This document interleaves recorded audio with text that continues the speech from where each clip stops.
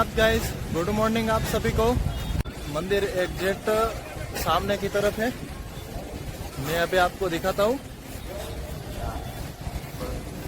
श्रावण मास का दिन है भाई, और मौसम देख लो आप पहले चारों तरफ वाला 360 व्यू पहले दिखा देता हूँ आपको मैं।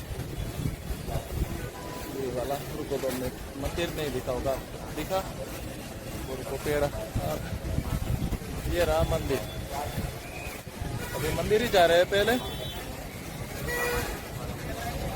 पब्लिक देख लो आप, पहले क्राउड देख लो पूरा।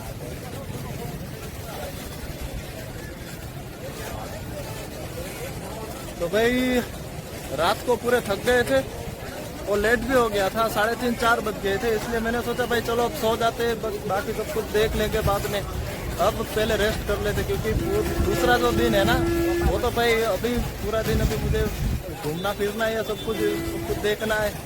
इसीलिए मैंने सोचा चलो भाई रात को कुछ बातचीत नहीं करेंगे, सीधा सुबह ही मिलते हैं आपको। इसलिए मैंने रात को कुछ ज़्यादा वीडियोस नहीं बनाई है। अभी मैं सुबह उठा, फ्रेश हुआ, और सबसे पहले हम मेन मंदिर में ही जाएंगे। तो दोस्तों ये है मेन एंट्री गेट, यहाँ से मंदिर में होके जाएंगे आगे हम पीछे, मतलब आगे पीछे का मतलब ये नहीं है। तो ये जो है वो मेन एंट्री गेट है, दिखेगा आपको नहीं है वो। कई जगह पे क्या होता है कि दोनों साइड बोर्ड होता है, या सामने की तरफ तो एग्जिट का होता होगा, सही है ये भी।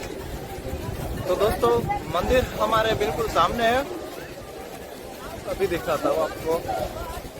जहाँ तक मोबाइल की परमिशन है, सब कुछ ट्राइपॉड का जो है वहाँ तक आपको दिखाने की कोशिश करूँगा मैं। बाकी सब अंदर का तो भाई मैं नहीं दिखा पाऊँगा दिखाता हूँ आपको मैं 2 मिनट। देखो क्या कह रहे, सुन लो।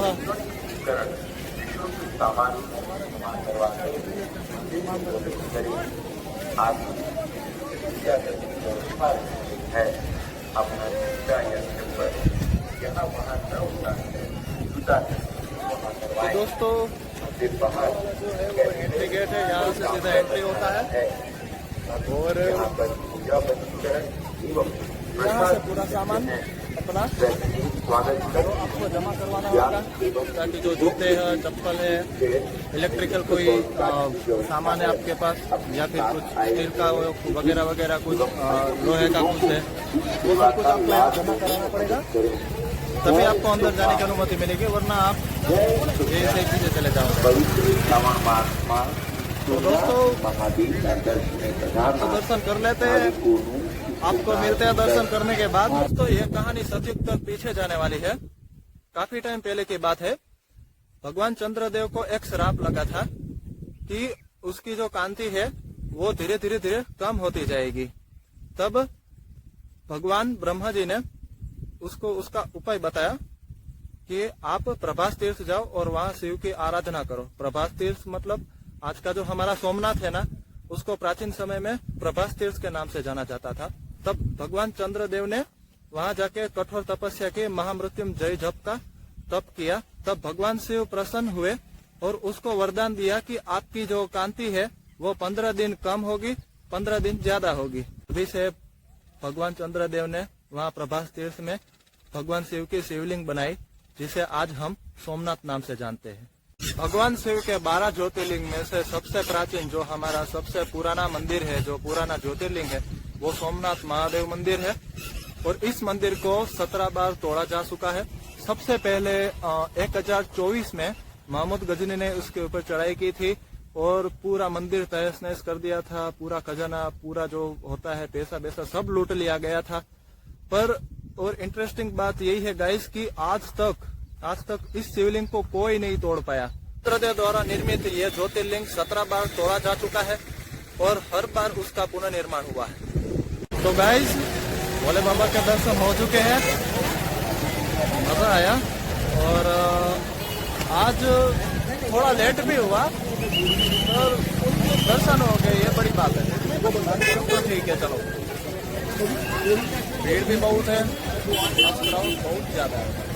श्रावण मास है, पूरा महीना ऐसा ही रहता है यहाँ पर।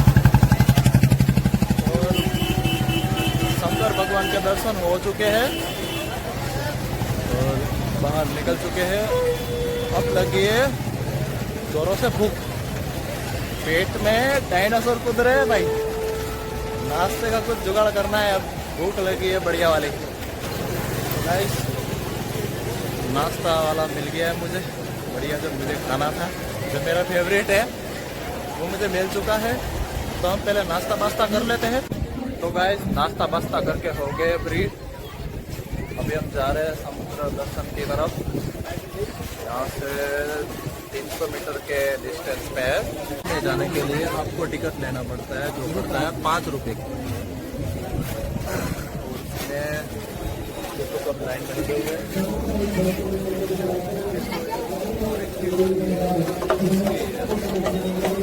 मैं भी लाइन में लगा हूँ। तो पहले हम टिकट ले लेते हैं, फिर आपको बाद में दिखाते हैं। तो गाइस मेरा टिकट आ चुका है। तो बीच का नजारा दिखा तो आपको एक बार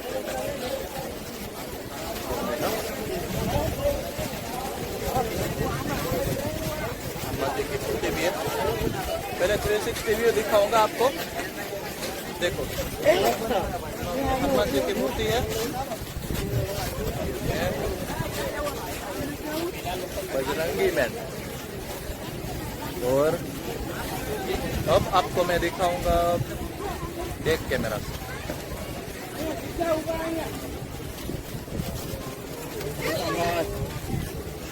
ये देखो ये भैया पानी की बोतल वाले 100 हमारे पे साथी। ये है पूरा भी, मैं आपको स्टार्ट पॉइंट से दिखा देता हूँ। ये है हमारे भोले बाबा, यहाँ से स्टार्ट होता है हमारा बीच। मैं थोड़ा और आगे आ जाता हूँ ताकि आपको सही से दिखे।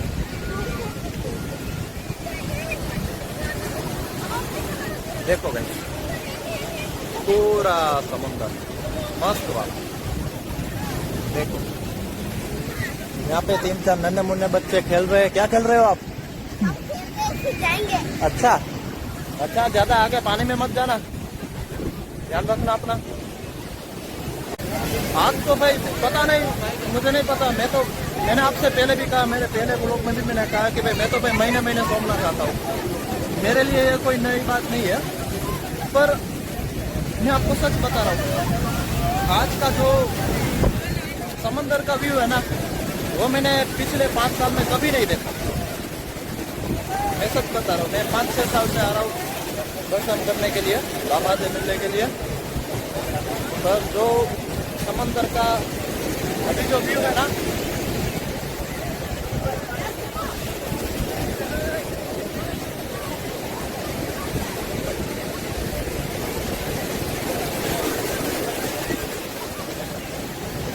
मैं बोल रहा हूँ कि अभी का जो व्यू है ना, वो बहुत मस्त है भाई। मजा आ गया सच में, ऐसा बहुत कम बार होता है। ये देखो गाइस, तिरंगे रंग में जय सोमनाथ लिखा हुआ है। ये है बाबा सोमनाथ। दोस्तों आपको दिख रहा होगा एक ऐसा कुछ पृथ्वी जैसा चक्र, और उस पे एक तीर लगा हुआ होगा। इसको बोलते हैं बाण स्तंभ। और पहले हम इसकी हिस्ट्री जानते हैं कि बाण स्तंभ का महत्व क्या है। पहले आपको मैं दिखाने का प्रयास करता हूँ कि आप पहले बाण स्तंभ देख लो। देख लो गाइस, देख लिया? मंदिर के बिल्कुल पीछे है बाण स्तंभ। ऐसे पृथ्वी जैसा आकार है, पहला स्तंभ बना हुआ है, उसके ऊपर तीर मारा हुआ है। इसकी वैल्यू क्या है, क्यों बनवाया गया, किसने बनवाया, सब आपको बताऊंगा। नाथ मंदिर के जो पीछे है वो बाण स्तंभ वहां पर है, और वहाँ एक 6 फीट का बाण स्तंभ है, जैसा कि मैंने वीडियो में भी बताया है, वीडियो में दिखाया भी है। और उसके ऊपर पृथ्वी की आकृति है, और वहाँ पे ऐसे मतलब समुद्र की तरफ तीर मारा हुआ है। तो दोस्तों उसका मीनिंग यही है और उसके जो नीचे है उसके वहां पर लिखा हुआ है कि आ समुद्रार दक्षिण ध्रुव पर्यत अबाधिव ज्योति मार्ग। तो दोस्तों उसका मीनिंग यही है कि उसके जो जिस दिशा में भी वो तीर जाता है ना समुद्र की तरफ, उसके वहां से पूरा दक्षिण ध्रुव आ जाता है, पर उस समुद्र के रास्ते में एक भी जमीन का टुकड़ा नहीं है। मेरे कहने का मीनिंग यही है कि जब आप बाण स्तंभ को देखोगे ना, तो उसके वहां से वो ऐसे मतलब तीर जाता है पूरा समुद्र की तरफ, ऐसे सामने से ऐसा तीर जाता है। तो जहाँ पे जिस दिशा में भी वो तीर जाता है ना, उस दिशा में आप समुद्र की आप देखोगे ना, तो पूरी मतलब ये धरती है ना, वो पूरा सामने एंटार्क्टिका आ जाएगा, दक्षिण ध्रुव आ जाएगा, पर आपको वहाँ एक भी जमीन का टुकड़ा नहीं मिलेगा भाई। उसका ये इतिहास है। और समझने की बात ये है, थोड़ी कंफ्यूजन की बात ये है दोस्तों, कि उस टाइम में मतलब ये मुझे वो तो मैंने रिसर्च नहीं किया कि ये कितने टाइम पुराना है, ज्यादा से ज्यादा भाई 1000 साल पुराना तो होगा ही।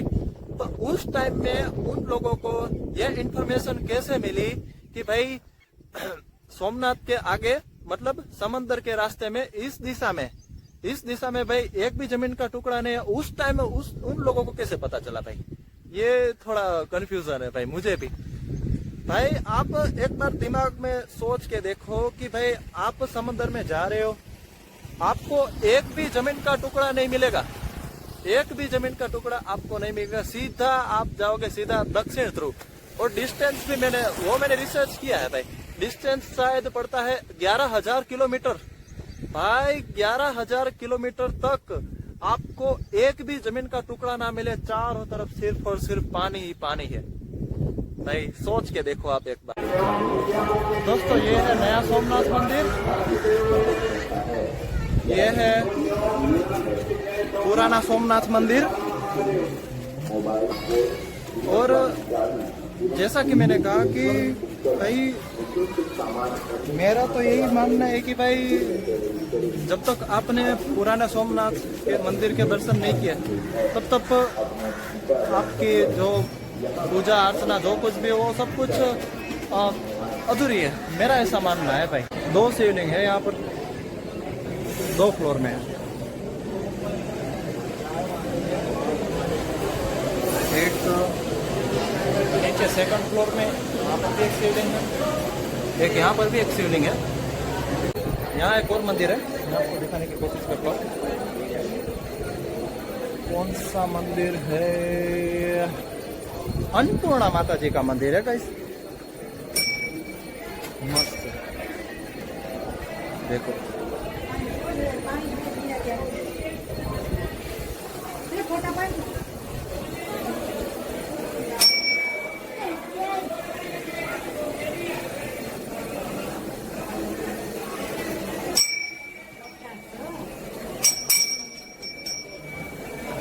ये है गाइस अन्नपूर्णा माता जी का मंदिर। तो दोस्तों ये है पुराना सोमनाथ मंदिर। मैं आपसे यही कहूँगा कि भाई कभी भी आओ, किसी भी टाइम पे आओ भाई, एक ज्योतिर्लिंग मत लेना। यह पुराना सोमनाथ महादेव मंदिर है और यहाँ पर भी आपको दर्शन करने के लिए आना है। 2 शिवलिंग है, 1st फ्लोर पे 2nd फ्लोर पे, जैसा कि मैंने कहा। तो यहाँ पर आप दर्शन करने के लिए आना है भाई, वरना आपके दर्शन अधूरे हैं, मेरा ऐसा मानना है भाई। ठीक है, देख लो भाई, ये है सोमनाथ मंदिर, ये है राम मंदिर।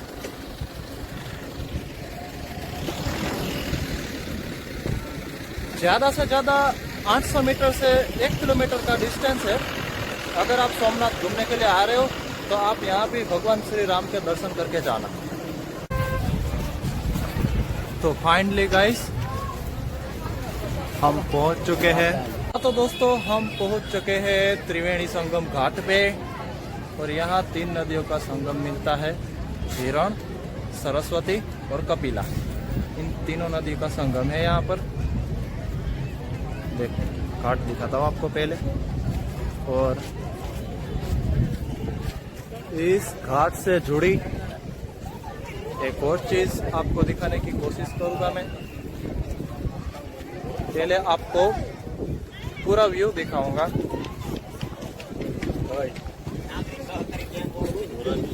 देखो दिखा देता हूँ। फिर नीचे जाने की तो मुझे जरूरत है नहीं भाई। देख लो, तीनों नदी का संगम है जो यहाँ पर मिलता है। और जैसा कि मैंने आपसे कहा कि देख लो पहले यहाँ सब डुबकी लगा रहे, स्नान कर रहे हैं। और यह पड़ता है सोमनाथ महादेव मंदिर से ज्यादा से ज्यादा 1.5 किलोमीटर। अगर आप सोमनाथ आ रहे हो तो भाई यहाँ आप दर्शन करके जाना ही जाना, क्योंकि यहाँ की एक और खास बात है। तो दोस्तों, त्रिवेणी संगम में 3 नदियों का संगम है, हिरण, कपिला, सरस्वती। और दोस्तों, त्रिवेणी संगम में एक और खास बात है, और वो खास बात ये है कि यहाँ पर अगर कोई किसी की भी फैमिली में कोई मर जाता है तो उसके पीछे जो कुछ हम क्रिया करवाते हैं, जो कुछ भी वो 12वीं 13वीं वाला वो कुछ काम करते हैं, वो भी यहाँ पर मैंने अपनी आंखों से देखा हुआ है। कई सारे लोग यहाँ पर अपनी क्रियाएं यहाँ पर आके करवाते हैं और ऐसा माना जाता है भाई, और कई सारे लोग करते भी है। और दोस्तों, अब आपको दिखाऊंगा त्रिवेणी माता जी का मंदिर सामने, देखते हैं कैसा है। यहाँ पर ऐसा कर देता, यहाँ है ना मौसी, ठीक है। तो दोस्तों, ये है त्रिवेणी माता जी का मंदिर।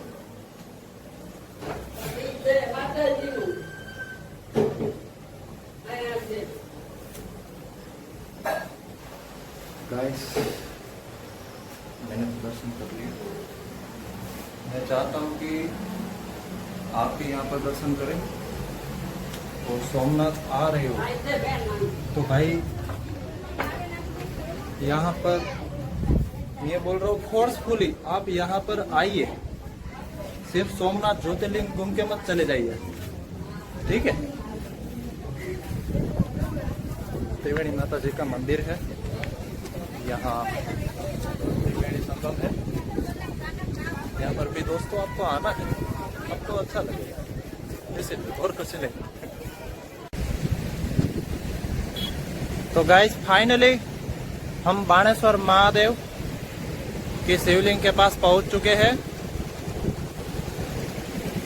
जैसा कि मैं आपको दिखाने का प्रयास कर रहा हूं, ये जो पहले आती है शिवलिंग देख लो, ये डोगी बैठा हुआ है, हर हर महादेव।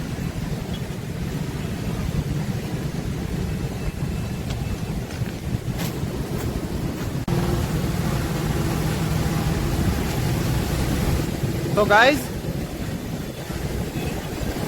ये जो सामने शिवलिंग है,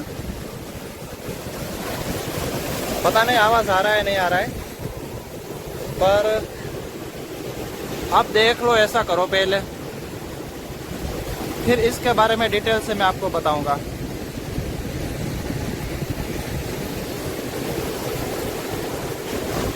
देख लो गाइस अच्छे से। तो गाइस, बाणगंगा के बारे में कुछ ऐसा माना जाता है कि ये जो शिवलिंग है वो नेचुरल शिवलिंग है, मानव निर्मित शिवलिंग नहीं है। जी हाँ दोस्तों, आपने बिल्कुल सही सुना। मेरा कहने के मीनिंग यही है कि ये जो शिवलिंग है वो आज तक किसी को पता नहीं है भाई, किसी को पता नहीं चला कि ये शिवलिंग किसने बनाई है। जी हाँ दोस्तों, ये एकदम नेचुरल शिवलिंग है। और दूसरी और इंटरेस्टिंग बात ये है कि समुद्र देव खुद इसका जलाभिषेक करते हैं। और भारत के कुछ गिने चुने शिवलिंग है जिसको समुद्र देव खुद जलाभिषेक करते हैं।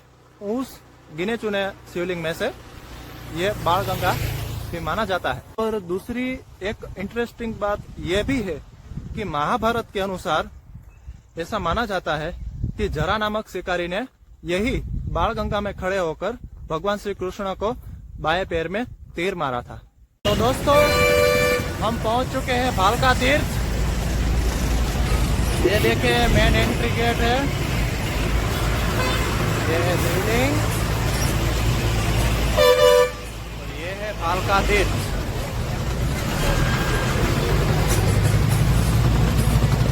एंटर हो रहे हैं अंदर।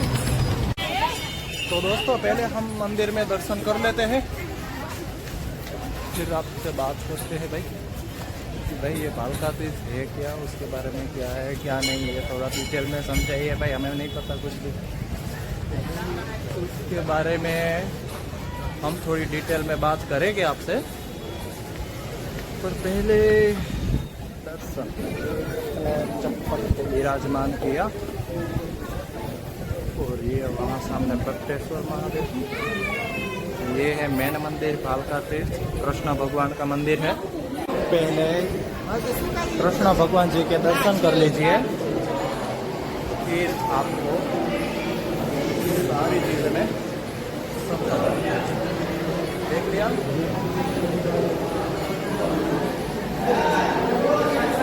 भालका तीर्थ जो है वो सोमनाथ से 4 किलोमीटर के डिस्टेंस में पड़ता है।